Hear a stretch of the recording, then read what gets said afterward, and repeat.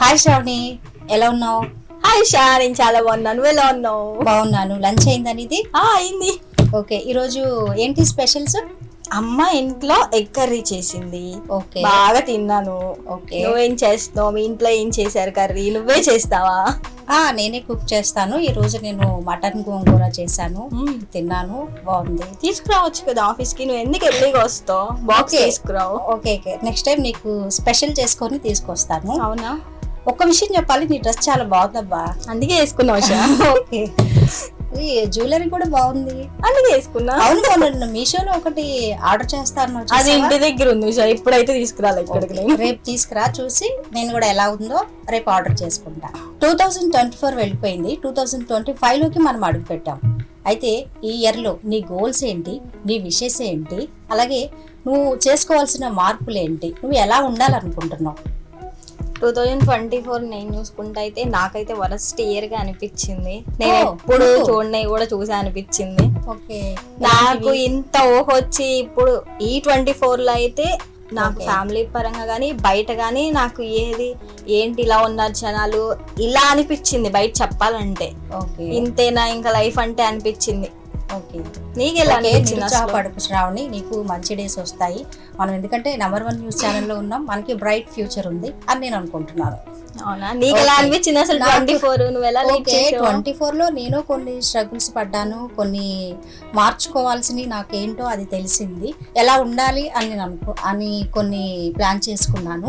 Okay Shravani, 2025 లో నువ్వు ఏం మార్చుకోవాలనుకున్నావు? నీ గోల్స్ ఏంటి? 2025 లో అయితే ఓకే మంచిగా వెళ్ళాలని అనుకుంటున్నాను. ఎందుకంటే నాకు 24 వరస్ట్ గా అనిపించింది, కానీ 25 బాగుండిద్దేమో, నన్ను నేను మార్చుకోవాలేమో అనుకుంటున్నాను. అదే ఆ మార్పులో భాగంగా నువ్వేం చేయాలనుకుంటున్నావు? ఒకటి చేయాలి నువ్వు, అది మేమందరం వెయిటింగ్ దానికోసం.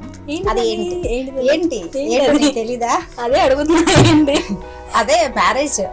ఎప్పుడు చేసుకుంటావు మ్యారేజ్? ఇంకా మేమందరం వెయిటింగ్ మ్యారేజ్ కోసం. అవునా? మ్యారేజ్ అనేది నా చేతుల్లో లేదు. టైం పట్టొచ్చు, ఇంకా టైం పట్టొచ్చు కాదు, నువ్వు అనుకుంటే అయిపోతుంది. అదే ఇప్పుడు అనుకుంటే అవ్వదండి, టైం పట్టొచ్చు. ఓకే శ్రావణి, త్వరగా మ్యారేజ్ చేసుకోవాలి. చేసుకొని బాధలు పడాలా? చేసుకో అంటున్నారు. ఎందుకు బాధలు పడతావు? చేసుకున్న వాళ్ళు చేసుకున్న వాళ్ళందరూ ఏం చేస్తున్నారు చెప్పండి? ఏంటి అందరూ బాగా హ్యాపీగానే ఉంటారే? లేదు, ఎక్కడో కొంచెం. అది మన లైఫ్ లీడ్ చేసే దాన్ని బట్టి ఉంటుంది. హ్యాపీ అనుకుంటే హ్యాపీ, మనం తీసుకునే దాన్ని బట్టి ఉంటుంది. ఏమో, నాకైతే చాలా వరస్ట్ గా అనిపిస్తుంది, అందుకే ఇంకా వెయిట్ చేయాలనుకుంటున్నా. వరస్టా? ఎంత మారినా కానీ ఒక మహిళల మీద అఘాయిత్యాలు మాత్రం ఆగట్లేదు.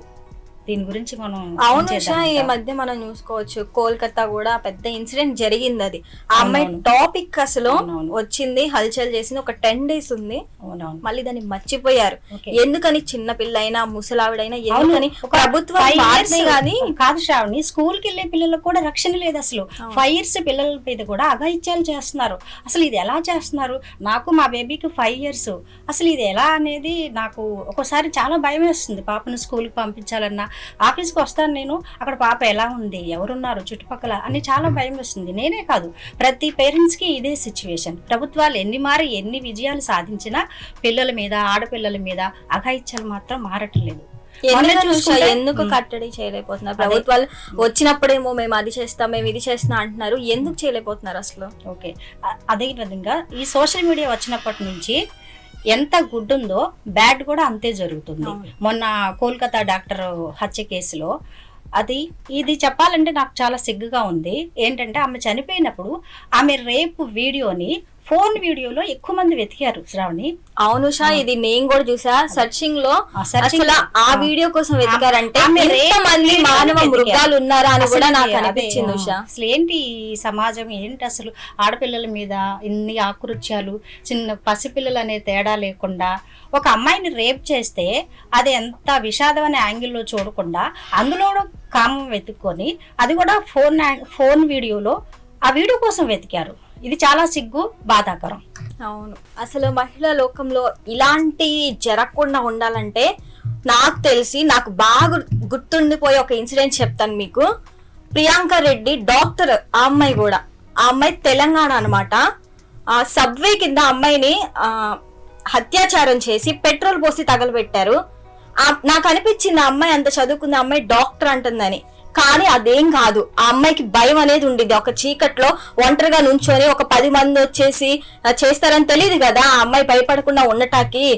ఆ ప్రియాంక రెడ్డి విషయంలో ఏదైతే జరిగిందో నిందితులకైతే శిక్ష అయితే పడుతుంది, కానీ ఇంకా అవి జరగకుండా మాత్రం ఎక్కడ ఆగట్లేదు. అంతకంతూ పెరుగుతూ వస్తున్నాయి, చూస్తానే ఉన్నాము. చిన్నపిల్లలు స్కూల్కి వెళ్ళాలన్నా, అమ్మాయిలు కాలేజీకి వెళ్ళాలన్నా, ఇంట్లో వాళ్ళు బయటకు రావాలన్నా ఎప్పుడేం జరిగిద్దో అని టెన్షన్ పడతానే ఉన్నాం. ఇప్పుడు ఆఫీస్కి వచ్చి ఇంటికి వెళ్లే వరకు మా అమ్మ ఫోన్ చేస్తానే ఉండిద్ది, వస్తున్నావా అని. ఎందుకు ఆగట్లేదు? ప్రతి ఒక్కళ్ళు అమ్మాయిలు జాగ్రత్తగా ఉండండి. మా ఛానల్ నుంచి అయితే మేము ఒక్కటే కోరుతున్నాం, మహిళలైతే జాగ్రత్తగా ఉండండి. చాలా మంది మానవ మృగాలైతే ఉన్నారు, వాళ్ళని తప్పించుకొని వాళ్ళ మీద ఎదురు తిరిగి పోరాటం చేయండి. ఓకే శ్రావణి, మీరు చెప్పింది 100% నిజం. చిన్న పిల్లల నుంచి 86 ఏళ్ల వృద్ధుల వరకు ఎవరిని ఈ కామాంధులు, తరరూప రాక్షసులు, మానవ మృగాలు వదలడం లేదు. కాబట్టి ఎవరికి వారు ఇక్కడ మార్పు ఎక్కడ జరగాలి? ప్రభుత్వం కాదు, ఎవరికి వారు మారాలి. చిన్నపిల్లలు, మహిళలు, యువతులు వారే మారాలి. ఈ మధ్య ఎక్కువగా సోషల్ మీడియాలో, ఇన్స్టా రీల్లో పోస్టులు పెట్టడం, ఫేస్ రివీల్ చేయడం, అదేవిధంగా తెలియని వ్యక్తులకు కూడా వారి అడ్రస్లు ఇవ్వడం, ఇవన్నీ చేస్తున్నారు. ముఖ్యంగా ఇవి ఆగాలి. మహిళలపై సమాజంలో పెరిగిపోతున్న అఘాయిత్యాలు, చిన్నపిల్లలు పెద్దలని తేడా లేకుండా రాక్షసుల్లా వ్యవహరిస్తున్న మానవ మృగాలు. ఎన్ని చట్టాలు తీసుకొచ్చినా మార్పు లేదు, ఎన్ని శిక్షలు వేసినా భయం లేదు. మరి ఈ రాబందులను ఏం చేయాలి? ఒక్కసారి మనమంతా ఆలోచన చేద్దాం. మహిళా లోకంపై జరుగుతున్న దారుణాలను అరికట్టడానికి ప్రతి ఒక్కరూ నడుం బిగించాలని సామాన్యుడి చేతిలో సామాజిక అస్త్రం నెంబర్ 1 న్యూస్ కోరుకుంటోంది.